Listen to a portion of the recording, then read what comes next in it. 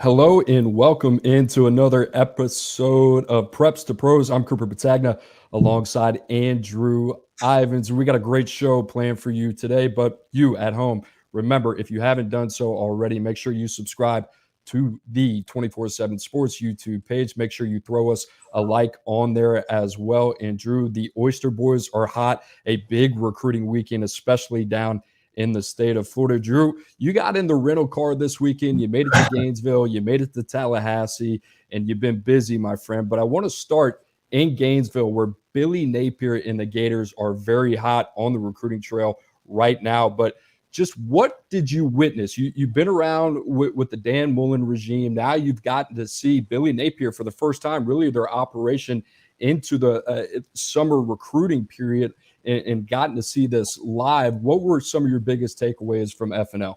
Well, I think it really started on Friday, right? So in the morning, I was out at IMG Academy for their media day. So I went IMG, Florida, FSU over the weekend, 18 hours of driving, but man, was it worth it. And, you're at IMG Academy. It's the best of the best players in the country. And there was a lot of Florida buzz, a lot of kids saying, hey, I'm going to Florida tonight for Friday Night Lights. And then obviously the Gators pick up a commitment from Aiden Mizell. And then you fast forward a few hours, I'm walking into the IPF at Florida, and it just felt different than previous elite camps I had been to in Gainesville and really camps just in general. I mean, when Billy Napier was hired, he brought up how he was going to bring in an army of people. And as I was standing there kind of interacting, talking to recruits, I could see that army in action, and it just felt different. Like every staff member knew who the top priority recruits were.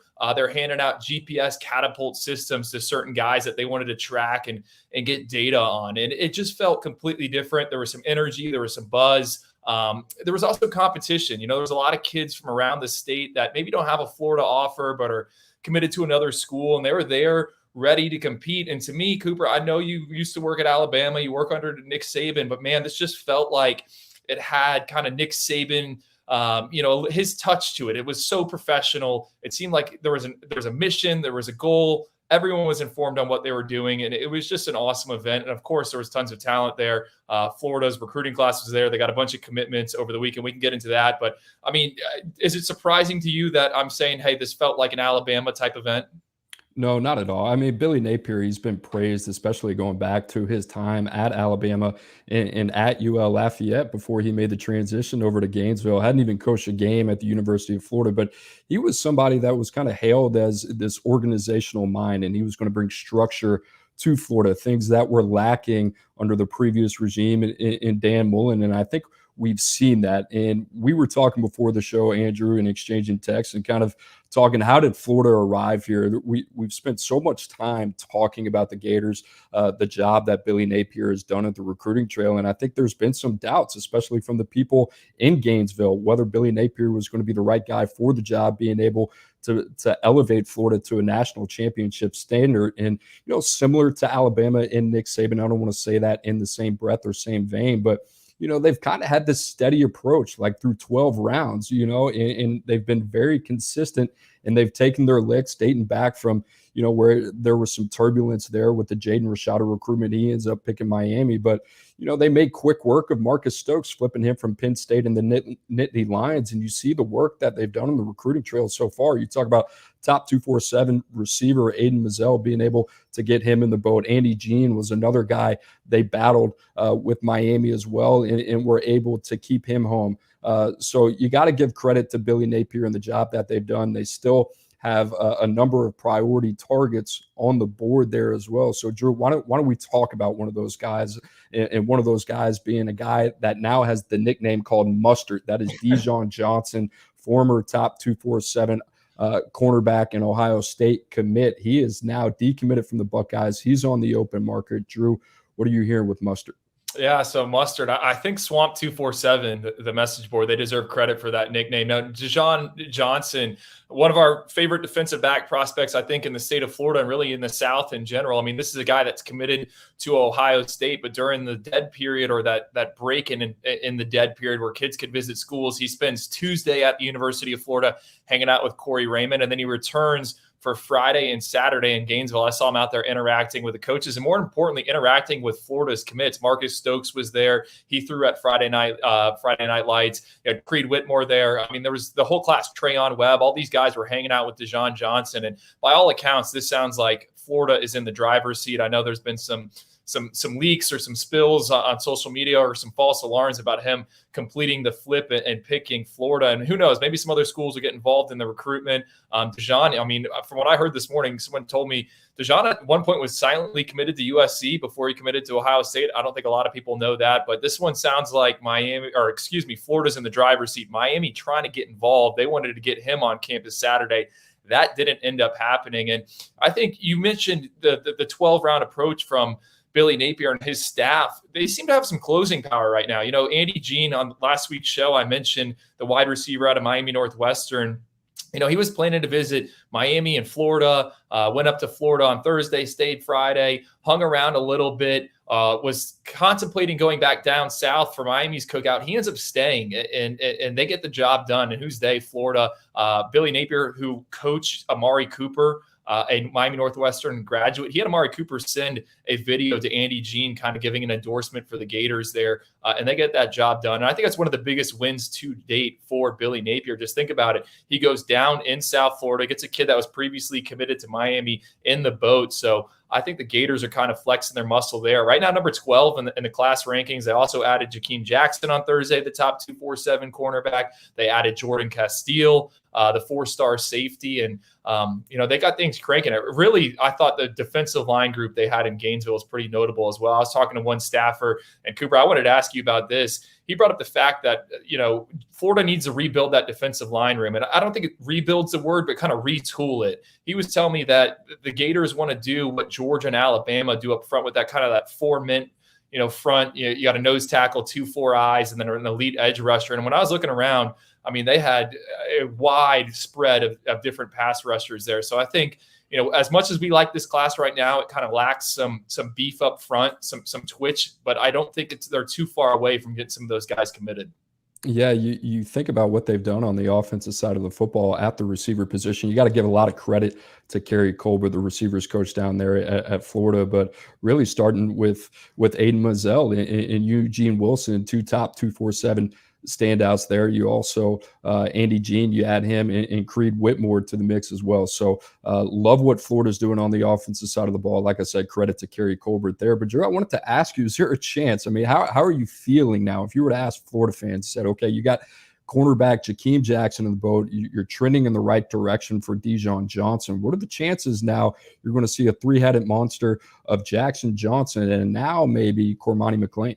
Well, I think that the story is here. And I go back to, I don't know if I was talking with you or if I said it on a podcast or whatnot. I kind of raised my hand and said, hey, who's going to get Jakeem Jackson? Who's going to get Dijon Johnson? Because I think Cormani McClain might be headed to Alabama. So who's going to pivot to these two guys? And now you take a step back as we enter the month of August. It doesn't really matter what happens with Florida and Cormani McClain. Yes, you would love to win that battle. Yes, he's an elite talent, but you've kind of protected yourself now where you got Jakeem Jackson, a traits-based corner. He's got the foot speed, he's got the length, and you got Dijon Johnson, who maybe is a little more safety, but he's also got elite testing numbers. So I think it's impressive. I mean, obviously Dijon needs to pick Florida, but Florida has got 2 blue-chip corners in the boat, 2 guys from in-state, and they've made it where if they miss out on Cormani McClain, there's not that much of a sting. Yeah, how about that? The Florida Gators, if you would have had this conversation with us a month ago when it felt like the sky was falling in Gainesville, now the Gators ranked number 12 in the 24/7 Sports Team Composite rankings. But Drew, why don't we go to Tallahassee now? You spent some time there for the Seminole Showcase this weekend. We've talked a lot about how important this year is for Mike Norvell in the Seminoles, that week 1 game against LSU in the Tigers down at the Superdome in New Orleans. What was the feel there you got in Tallahassee? Kind of a completely different vibe, right? So Saturday was the Seminole Showcase. I think maybe it was a different vibe because Florida State's actually in the middle of a preseason camp. I think they had practice number 5 today. So they didn't practice on Saturday. But I think if you're a coaching staff, and Coop, you can correct me on this if I'm wrong, once you're in that season mode, it's kind of hard to focus and shift gears to recruiting, but they still had, I don't know, it was probably 100 prospects out there inside Doak Campbell Stadium working out. Obviously, it was a lot of offensive linemen. And look, Florida State sitting right now at number 46 in the rankings. We've talked about what the strength of this class is. It's the point of attack players, Roderick Kearney, Lucas Simrins, Keldrick Falk. All three of those guys are out there. They actually just picked up a commitment from Jabril Rawls, I would say a developmental defensive back prospect who worked out at the Seminole Showcase. I like him. He's on the longer side. You saw Mike Norvell kind of following him around the field. But, my takeaway with Florida State is that they kind of remain optimistic about where things stand in this class of 2023. And what do I mean by that? I mean, how are you optimistic? I mean, they got a small board right now, but I think that's kind of by design. And they're kind of hedging, or not hedging, but betting on winning some games early on in the season. We've talked about it in the past. Florida State, they open up, or they don't open up, but the big game for them is week 1, Labor Day weekend against LSU. And I think if they're able to beat LSU and then rattle off some more wins, that's going to help them with some of the big names that were on the sideline Saturday. Hakeem Williams, one of our favorite prospects, 5-star wide receiver out of Fort Lauderdale. He's a Lauderdale dog, right? He was up there, spent the weekend up there. You also had Jalen Brown, 5-star wide receiver. And I think FSU is taking a reserved approach. You also got to remember counter situation. You don't want to load up on a bunch of, I don't want to say projects, but maybe not, high upside guys or whatnot. And I think they're saving some spots for the transfer portal. But the vibe I got is Florida State feels optimistic about this class. And I'll point out, Cooper, right now, I know you don't want to talk about 2024s, but they're sitting with the number 2 ranked 2024 recruiting class. And it's an impressive group. I think most of those kids were working out on Saturday. Well, I think the main thing for Mike Norvell and his staff, and we've covered it a lot here on Preps to Pros, but they have to win this year. And listen, credit to them for really not easing up on the recruiting trail. You talked about 2 guys that are very highly coveted in Hakeem Williams and Jalen Brown, who's committed to LSU right now. Those are going to be the guys that are going to change the dynamic in the perception of the program if they're able to reel those guys in December or February. And they're also doing a really good job with Blake Nicholson from California, the top 247 linebacker. They had him in from Thursday to Sunday, so just left yesterday for a long unofficial visit. That would be another guy that would give them a nice boost on the recruiting trail as well. So we'll keep our eyes on the Seminoles, and certainly a lot riding on week 1 against LSU and Brian Kelly. And that's going to be one of the games to watch, certainly, as college football rapidly approaches. But Drew, I kind of, you brought this point up. Let's take a step back, as we like to do a lot, from 30,000 feet. You talked about Billy Napier going into year 1, Mike Norvell going into a critical year in Tallahassee, and then you got Mario Cristobal down there in Miami. What is your viewpoint for how you see the state schools and recruiting shaping up in the Sunshine State? And I think it's an interesting question and something I've been kind of marinating on really over the past 48 hours. I mean, I spent a lot of time in the car thinking about it. I went to all 3 schools' elite camps. Miami had their Legend camp back in late June. Then you have Friday Night Lights, the Seminole Showcase. I think Florida has things in position where they can get going. I mean, how much time is Billy Napier going to get? I don't know. How much, how quickly does he feel the pressure from the fan base if they don't get the wins or they don't get to a certain bowl game in year 1? I certainly think that pressure can mount, but man, I think if you give him 2 or 3 years with that support staff and how he has things set up, I mean, they're going to nail some of these evaluations, and they seem to kind of have it figured out. With Miami, I think it's kind of an all-star coaching staff, but with Miami, they're recruiting out of state. They're really focusing on guys out of state. And Miami had a recruiting event over the weekend, and I was talking to a staffer there, just, hey man, how did it go, whatnot. And one thing he brought up is he didn't feel like there was a lot of local kids there. He mentioned Jeremiah Smith, Josiah Trader, the 2 5-star wide receivers. Both those kids were at Miami in June, but instead of visiting Miami over the weekend, they're at Florida and Florida State. And I thought that was just a notable comment. And then with Florida State, I commend what they're doing in 2024. I got to see this plan work out in 2023. But again, I think if they win, there are some bullets out there. Obviously, we like the point of attack players. I think that offensive line group, that was the strongest position group at Florida State on Saturday. You had Lucas Simmons there, Roderick Kearney. So it's interesting. I guess my big takeaway to answer your question, dude, is I feel good about what Billy Napier is trying to do in Gainesville, what he has built in such a short amount of time. And I think next year, man, if they go 8-9 games, I think there's going to be even more kids that want to come out to Friday Night Lights. And Stafford told me there, hey, we want to make this like the Friday Night Lights when Urban Meyer first started it, where kids are coming out and compete. So if that's the case, then sign me up. I'll make that drive again. Well, he's got time. Florida certainly invested in there, and they showed that with not only the investment in the athletic facilities at the University of Florida, but the salary pool, which Billy Napier is allowed to access there, and the support staff that he's been able to invest in as well. But it wasn't too long ago, Drew, before we were a YouTube show. The Oyster Boys were on Twitter, and we were talking about this. And we talked about Miami, and we talked about Florida. We talked about the differences of styles between Billy Napier and Mario Cristobal.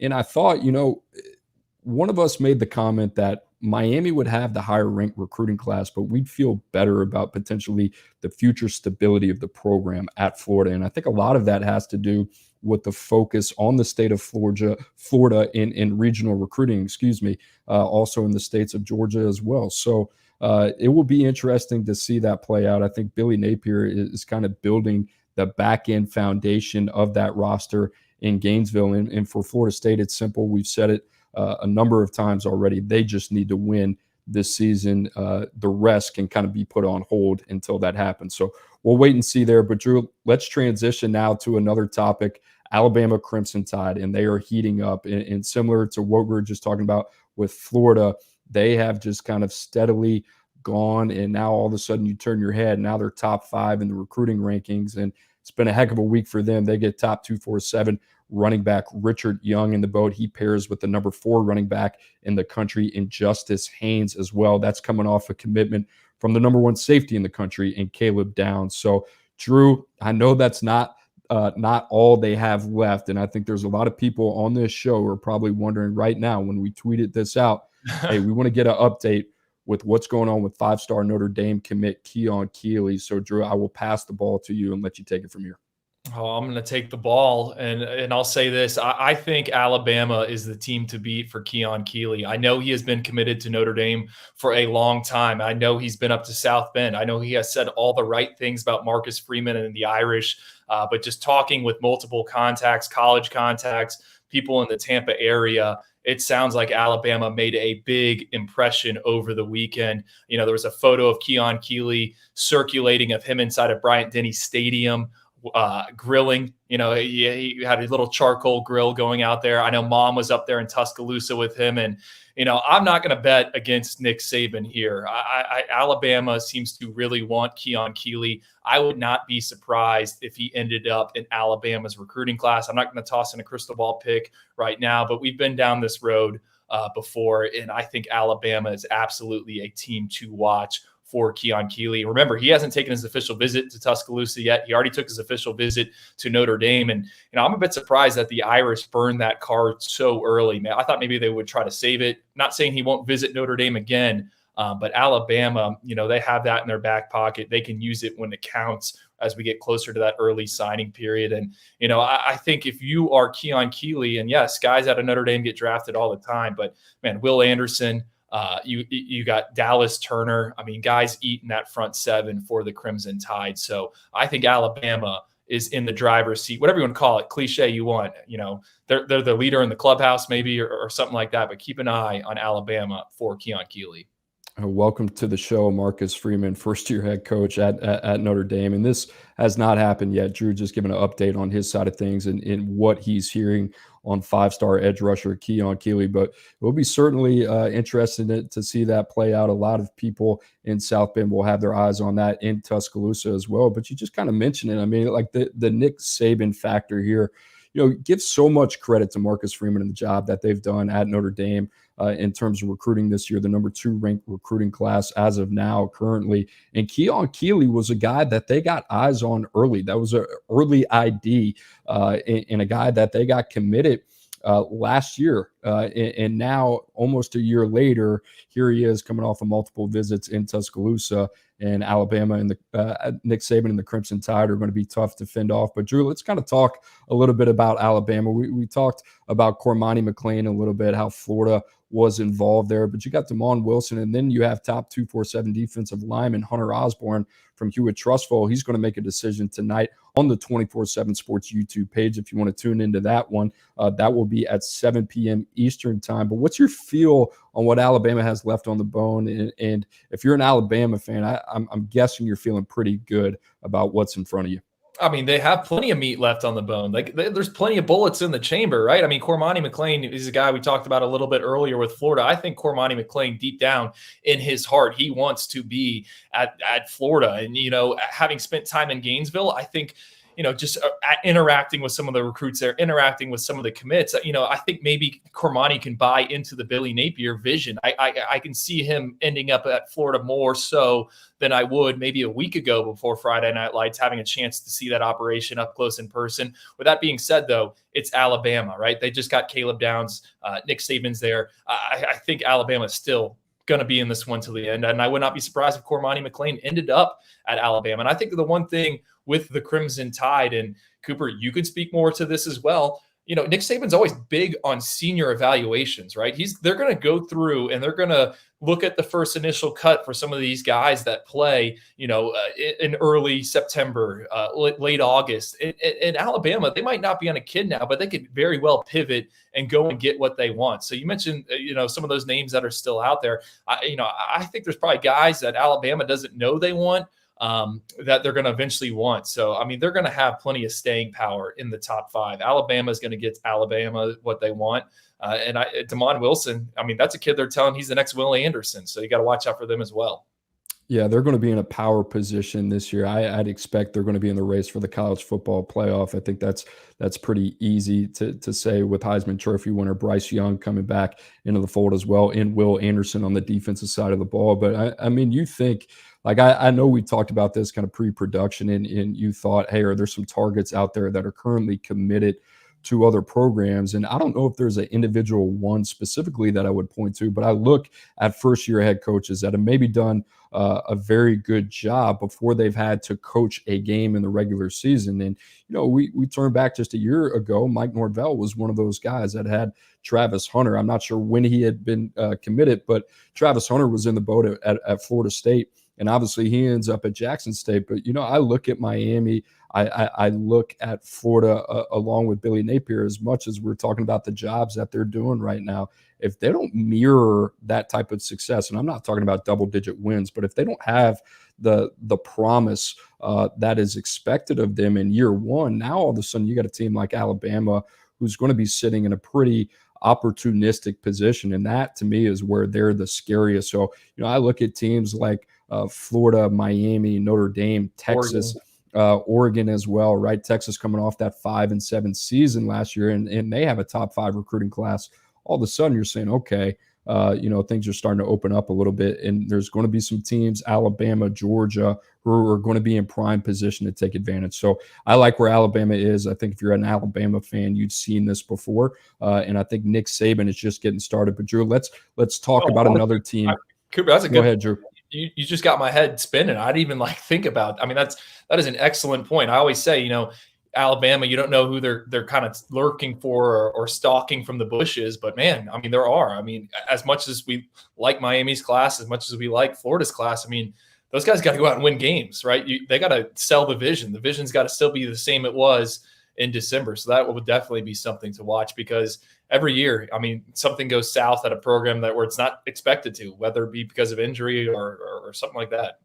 100%. So let's turn our attention, Drew. You said this a week or two ago. I can't even remember, but you said A&M is now taking that recruiting machine out of the garage, and here they are. Only 8 commitments, right? They're sitting at number 42, but they go out and they get the number 1 linebacker in the country per 24/7 Sports, and one of the best in Anthony Hill, a guy from Denton Ryan. There's so much to like about him. Also, they add top 247 athlete Dalton Brooks as well. But that wasn't even the news in College Station this weekend, as they had a pool party to wrap things up in the quiet period on the back end of July. But Malachi Nelson, top 247 quarterback and one of the best players in the country, currently committed to USC, made a surprise visit down to College Station. And what's funny about this? Zachariah Branch, another Trojans commit to Lincoln Riley, made a visit before also to College Station to check it out. Drew, just your initial thoughts on how serious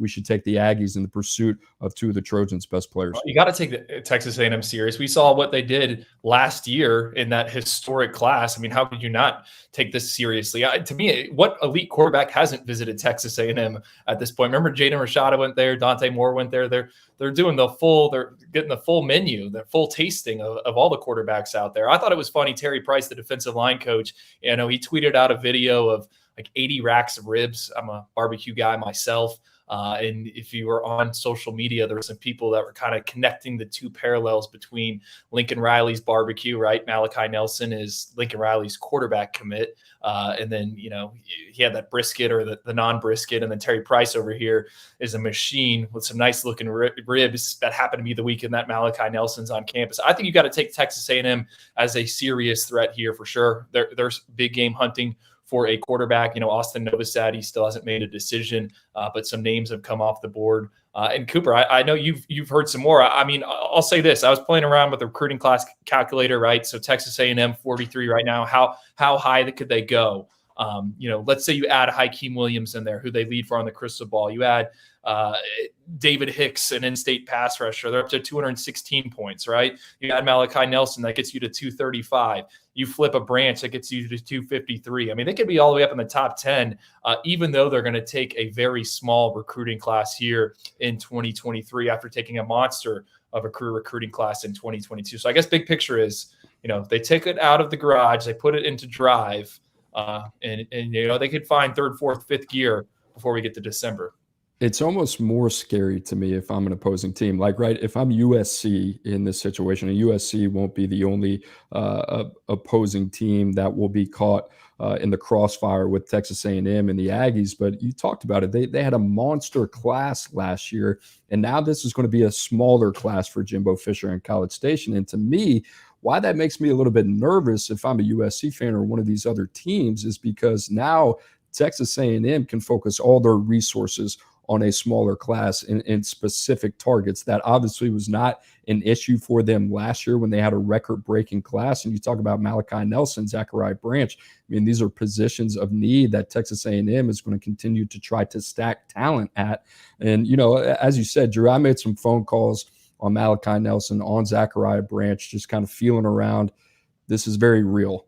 This is not something that I think let's just kind of do this off the cuff. We're going to go see what College Station has to offer. Thanks for the trip.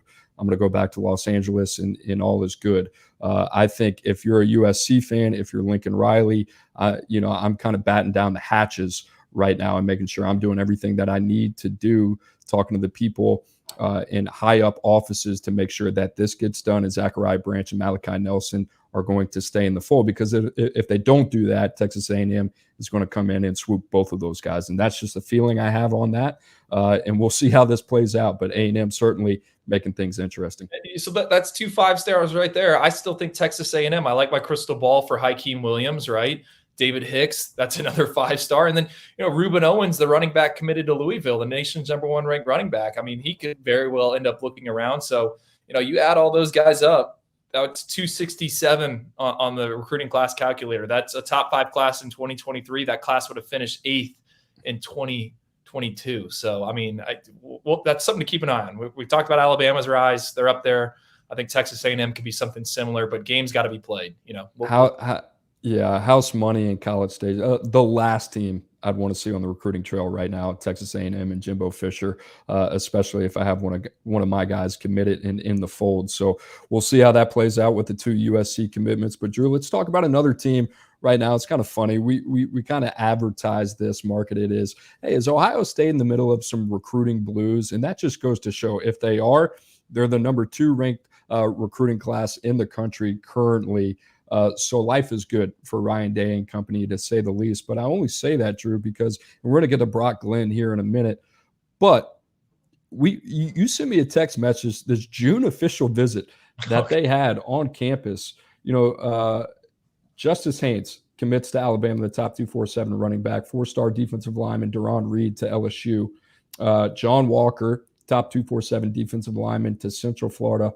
Olas Alinen commits to Alabama, top 247 offensive lineman, and Tackett Curtis, top 247 linebacker to USC. And that's not to mention Caleb Downs and Troy Bowles to Alabama and Georgia, two of the most highly coveted defensive prospects in the cycle. And Drew, I know we have some thoughts on this, but it is rare to see Ohio State, who does a tremendous job with their operation, once they have these many prospects on campus, and they usually have the juju and the mojo, to see him go over. Is any of this surprising to you?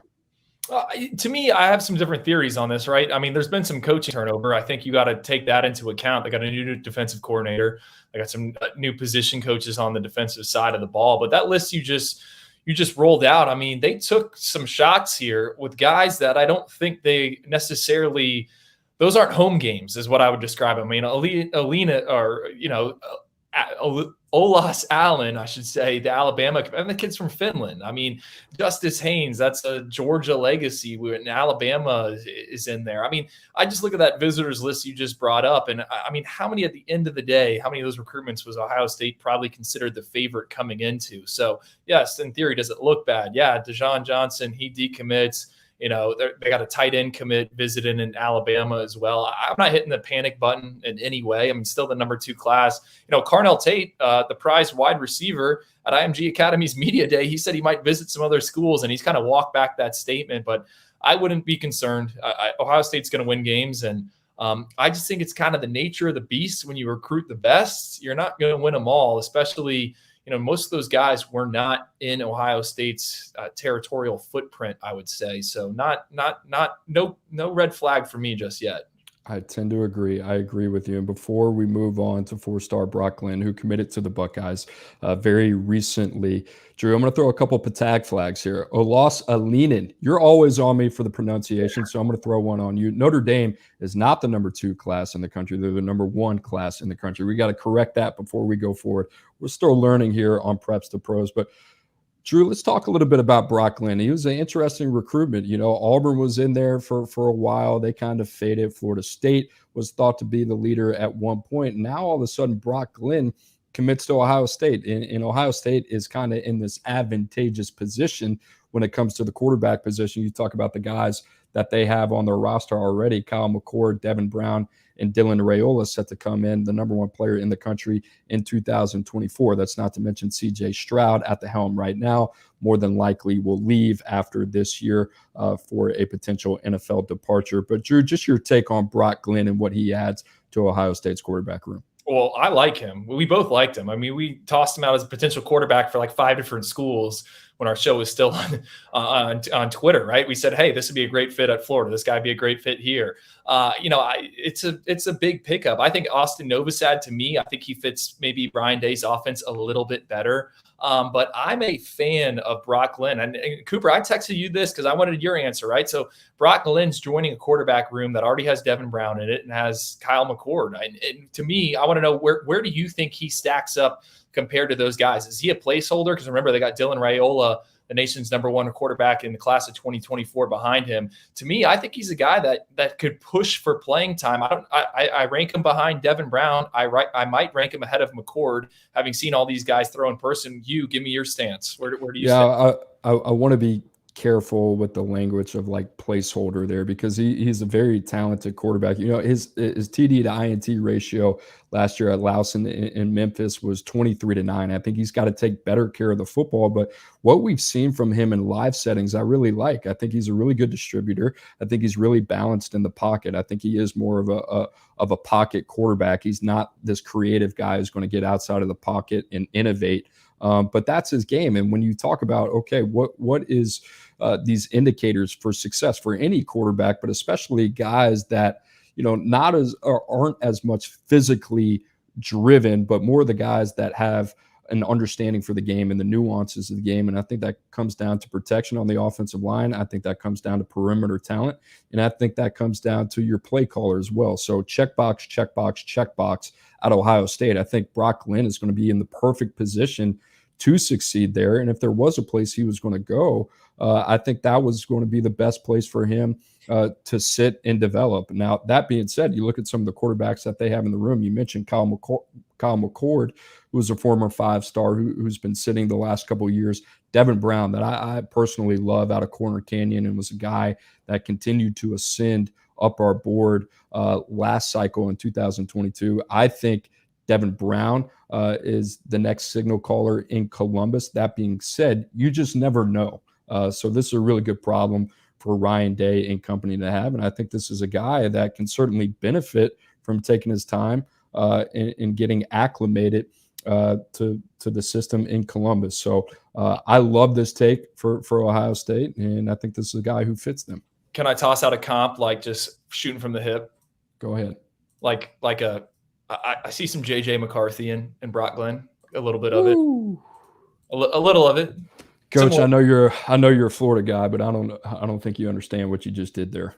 I know. I mean, I'm just trying to ruffle. Comping a Ohio State commit to a current quarterback on Michigan's roster. I think there's some similarities if you study those two. Yeah, I was going to say, like, if you put our guy, I'm trying to think. I heard this on Move the Sticks with Daniel Jeremiah. If you put Blaine Gabbert in the dryer, if you shrunk a little bit, I think that'd be that's what I was. Yeah, okay, yeah. But JJ McCarthy, coach. He's not even the starter. Easy there. Easy. All right, Drew, I'm going to let you redeem yourself here. We're going to go to final thoughts. And you wanted to talk about a guy that kind of reminded you of Zay Flowers, a Boston College receiver, standout, and a guy that you think is going to turn some heads when it comes to NFL draft time. Go ahead, Drew. Take it. Yeah, it's preps to pros. We should be talking a little pros here, right? Zay Flowers, if you guys don't know him, wide receiver at Boston College. He's going to be drafted. He's on the Blitnikoff, probably a finalist for that. Going to catch a ton of footballs this year. And I go back to his recruitment. He was at University School in Fort Lauderdale, a guy that was overlooked. The Big Three never even gave him the time of day. And I remember the one Power 5 school, or I should say one blue blood that kind of looked at him was Penn State and James Franklin. They worked Zay Flowers out of camp. They didn't end up offering, and Zay ends up at BC, and he had an opportunity to transfer a ton of schools, stays at BC. And it just got my mind thinking, who's the next Zay Flowers? And a kid I wanted to bring up, Richard Dandridge from Homestead High School. This is a kid who I have now seen at 2 elite camps. He was at Miami's Legends camp, and then he was at Florida's Friday Night Lights. He's 5'10", 160 pounds, but he was a state qualifier in the long jump. And this guy, every time I see him, he makes plays, and his play style, his size, his frame reminds me a lot of Zay Flowers. And I'm not saying, Florida, Miami, Florida State need to take him, but, we keep seeing receivers from South Florida leave and go and find success. Last year in the ACC, obviously Zay Flowers, he was really good. A.T. Perry, he's a kid from Palm Beach County. He's at Wake Forest, probably going to get drafted. And Tyler Harrell, he was at Louisville, ends up at Alabama, transferring into there. So I'm just saying, don't sleep on the South Florida wide receivers, because these guys keep hitting. I mean, Elijah Moore, he's in the league. Tyquan Thornton, I can keep going on and on of guys that have left the Tri-County area and found success at the next level.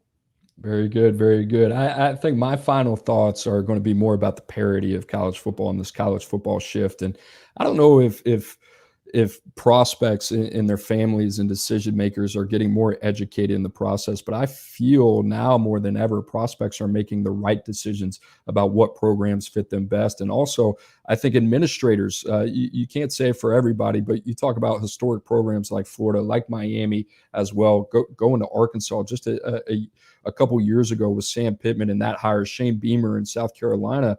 You look at the parity now, especially in the SEC, you look at these teams and how they're recruiting. I think between the transfer portal and I think between name, image, and likeness, I don't want to say the ultimate equalizer, but I think over the next 4 to 5 years, now more than ever, you're going to see a very balanced product in college football. And, you look at Miami, where they are right now, they're more than likely to finish with a top 10 class. We've talked a lot about Florida. They're inside the top 15 right now and moving.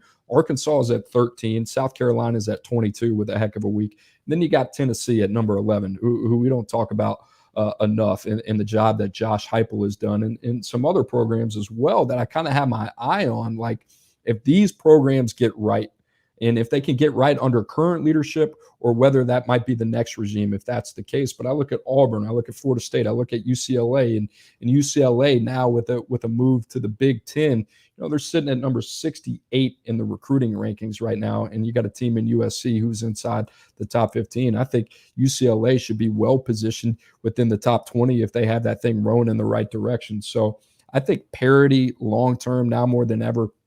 there have been some really good decisions and been some really good fits that maybe were criticized on the front end. You know, Sam Pittman and Shane Beamer being two of those guys, and they've rewarded their programs with being 10 toes down and selling a vision that they wholeheartedly believe in. So I think that's going to be something for years to come that we're going to keep an eye on, and something that I'm hoping for the benefit of the game that we see. But just a reminder tonight on the 24/7 Sports YouTube page, top 247 defensive lineman Hunter Osborne going to make his decision. Alabama in the mix, as well as a host of others. Like I said, 6 o'clock Central Time, 7 o'clock Eastern. Make sure you're there if you have any interest in that one. Also, make sure to like and subscribe to the 24/7 Sports YouTube page. I also, from producer Aaron, whose first time it is producing our show, he came in on the private chat and said, hey, I got to throw a Petagna flag on Brock Glenn's high school. It's actually pronounced Lausanne. So I apologize to Brock Glenn. A couple Petagna flags, a lot more than we'd want this episode. But Aaron stepped in. Producer Jesse is somewhere, probably think he's got a ticket to the Fire Festival or something like that. So Jesse, if you're tuned in, mahalo, my friend, and have a good one. But for Andrew Ivins, I'm Cooper Petagna, and we will see you on Wednesday, 2 o'clock Central. Thanks a lot.